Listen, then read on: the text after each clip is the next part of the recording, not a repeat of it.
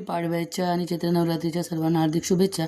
तर आपणा सर्वांना माहीतच आहे की काल आपण गुढीपाडवा आणि चैत्र नवरात्री खूप उत्साहाने साजरा केला। तर ही आहे माझ्या घरची गुढी आणि त्याच्यानंतर मग देवाची छान मस्तपैकी पूजा वगैरे करून घेतली। नवरात्राची चैत्र नवरात्राची सुरुवात झाली होती तेव्हा सकाळी सकाळी पूजा वगैरे झाली छान मस्त देवाची पूजा वगैरे करून मग मी केलं होतं नैवेद्य। तर नैवेद्यात मी बनवलं होती कोबीची भाजी, पुरी आणि श्रीखंड, वरण, भात आणि भाजी आणि त्याच्यानंतर नैवेद्य वगैरे लावून झालं होतं आणि छान मस्तपैकी आम्ही पण जेवण करून घेतलं, उपवास सोडून घेतला। मग आज होता श्री स्वामी समर्थ महाराजांचा प्रकट दिवस। तर घरची पूजा वगैरे छान मस्तपैकी आटपून घेतली होती। बघा श्री स्वामी समर्थ महाराजांचा प्रकट दिवस किती मस्त वाटत आहे ना पूजा वगैरे करून। त्याच्यानंतर मग आरती पूजा झाली, अध्याय वगैरे वाचून झाले आणि त्यानंतर श्री स्वामी समर्थ केंद्र आहे नागपूरला, तिथली पण पूजा खूप मस्त झाली होती, खूपच छान झाली होती। हे बघा देवघर किती छान दिसत आहे ना, पूजा वगैरे करून घर कसं प्रसन्न वाटते ना।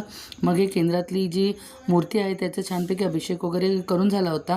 मी घरच्या स्वामी समर्थ महाराजांच्या मूर्तीचा पण छान अभिषेक करून घेतला होता। मग अभिषेक वगैरे झाला आणि मस्तपैकी मूर्तीला छान सजवण्यात आले होते। मूर्ती बघा किती छान दिसत आहे ना।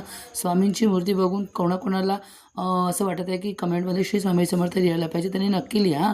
त्याच्यानंतर बघा स्वामींची मूर्ती सजवल्यावर किती सुंदर दिसत आहे ना। श्री स्वामी समर्थ सर्वांना, श्री स्वामी समर्थ, जय जय स्वामी समर्थ, अवधूत चिंतन, श्री गुरुदेव दत्त।